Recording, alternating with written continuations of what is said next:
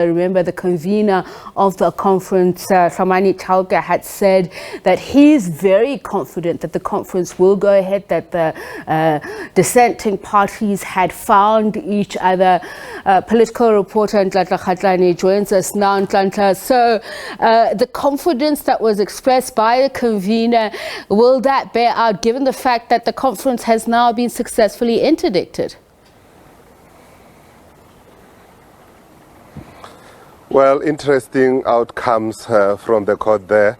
I guess the question that follows is what now? Because like you said already, that when we had a briefing earlier, the coordinator of the IPC did say that he was confident, and he sort of encouraged anybody that was disgruntled to approach the court. So I guess now it's back to the drawing board with regards to the conference going forward, especially with the voting of the IPC.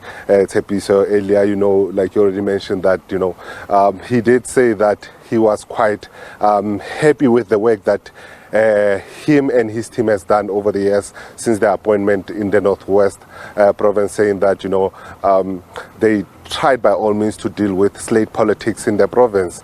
And the question arose whereby we started questioning him about the number of people that were contesting for one position, about 7 people that are contesting to one positions. They come out saying that it's the democratic processes of the ANC, says that it's a space, it shows that the ANC is a democratic party, and it does its things democratically, but still it raises the question that if you are united as you say you are, why do you have 7 people contesting a single position? Can't you guys sit down for the sake of the province, for the sake of the party? Since it's a well-known secret that it's a well-known secret that in the Northwest is one of the provinces that are divided in the country. And just how wide are the divisions in Ntlantla? Because I'm curious to understand the interpretation of what this interdict is. The victors are saying this means that Supra Mahumapelo is then reinstated at the helm of the provincial leadership, and that it also means that it supports the decision that the two structures, IPC and the regional committees, are illegal in the sense that their time has run out.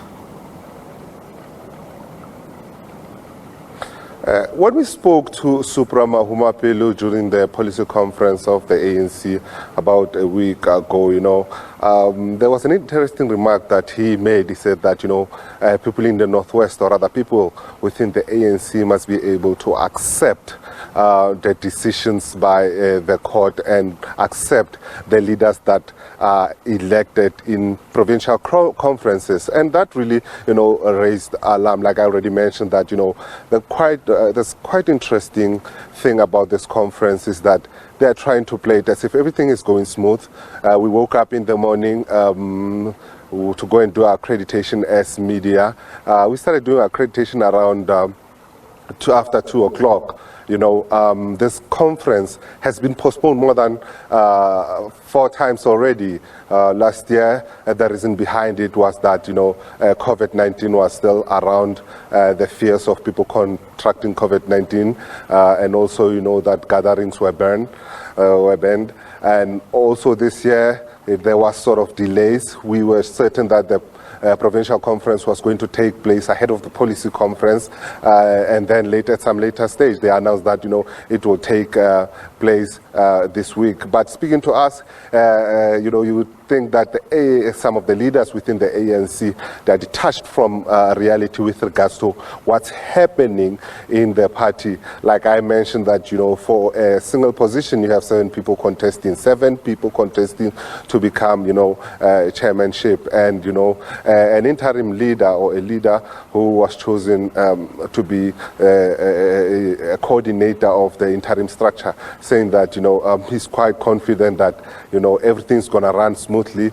And about an hour later, the court rules, differently. And you ask yourself with regards to, are they really in touch with reality with regards to, their party they are in charge within the Northwest province. So it raises a lot of questions.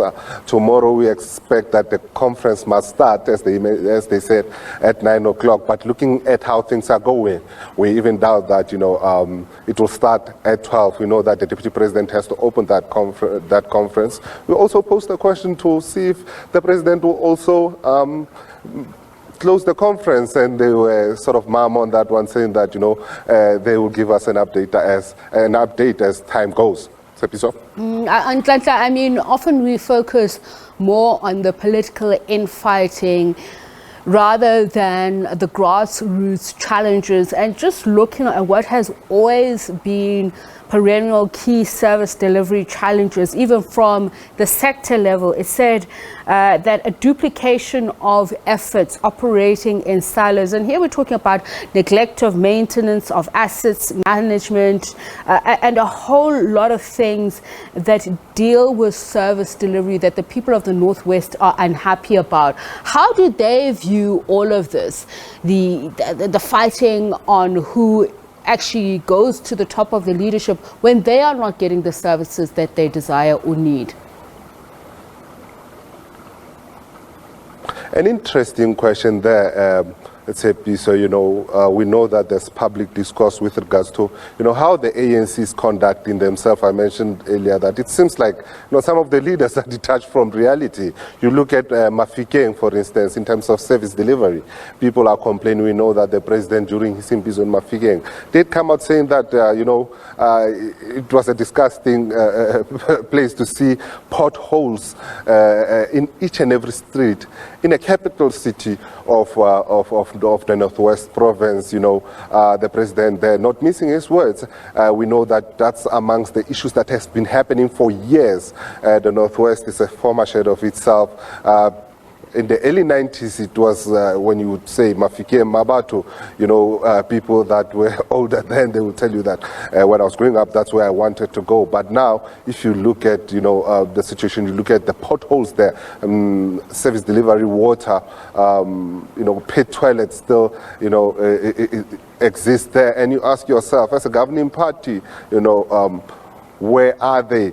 But it seems like ANC now, it's becoming slowly focused on its internal squabbles in terms of, trying to multitask. I would use that word, to multitask, to try and ensure that they gain the confidence of the public by delivering those services as a governing party in the province. But they seem to be so divided that, when provinces like this, even if they try to hide it, you can literally see it from their statement and from their behavior. All right, thanks a lot for that, Ntlantla Kgatlhane, my colleague who is there where the Northwest Conference is set to take place. Now, he is absolutely right that there was a time when the Northwest Province was seen as a beacon of hope, particularly in terms of the infrastructure that was available there. We're talking broadcasting, even one of the best culinary schools, and of course the nightlife, the good life, that was well known for. And now, unfortunately, it has perennial problems, skills gaps in key technical areas. That grants are being diverted to other spending areas rather than infrastructure. Infrastructure, as you heard from Ntlantla, there are huge problems there. Money being allocated, spent, but yet projects in limbo with deteriorating roads, etc. So we are back again to talk about these challenges in the Northwest Province, particularly its leadership, what it means for the people there. All that and more coming up here on The Globe. Don't go away.